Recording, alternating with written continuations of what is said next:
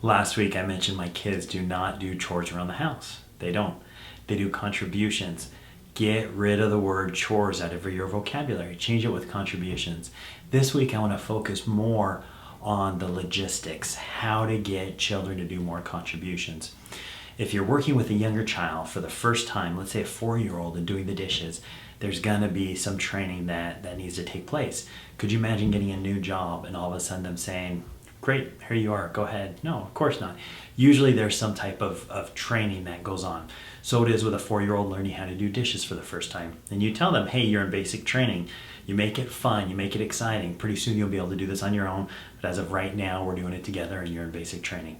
And after a few weeks of working with them, you let them on their own, you realize, hey, you've graduated, you can do this on your own. If you're working with a little bit older of children, the very first thing is DOD, definition of done. Definition of done. You've got to be on the same page with the child as to what it's going to look like when it's done. How many times have your children said, oh, I've cleaned my room, and you walked in there and you say, which room? Which room did you clean? You weren't on the same page. And so you've got to establish at the very beginning, what is this going to look like when you are done? Now, if you have some teenagers and if they're worth keeping, they're going to say, oh, don't be silly, Dad. Don't be silly, Mom. No, I know I'm being silly, but just tell me, what is this going to look like when it's done? What is the kitchen going to look like when it's done?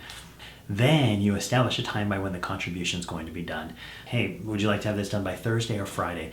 Friday morning or Friday evening? Or it could be, hey, do you want to mow the lawn Saturday morning or by Saturday evening? Whatever works best for you. So you establish a time by when the contribution is going to be done.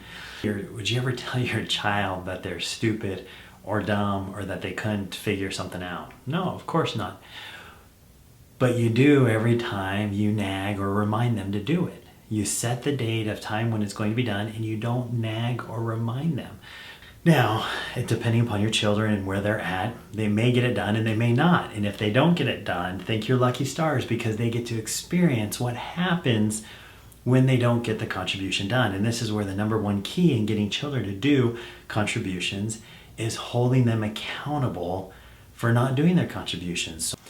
Now, something I teach in my Master Your Emotions seminars is that if you want to change behavior, you've got to change the way in which one looks at a situation. Okay, that's the fastest and easiest way.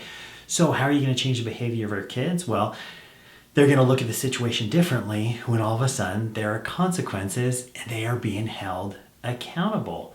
Let the consequences change the way in which they look at the situation to where they think, oh, wow, I don't do my contributions. I just made my life more miserable. This is not working for me.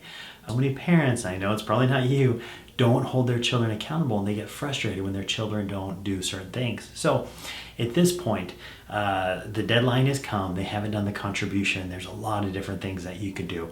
Some parents will go out and actually do the contribution and then maybe even come in and take some things out of their kid's room. It's best when the kids think they've gotten away with it for a couple of days.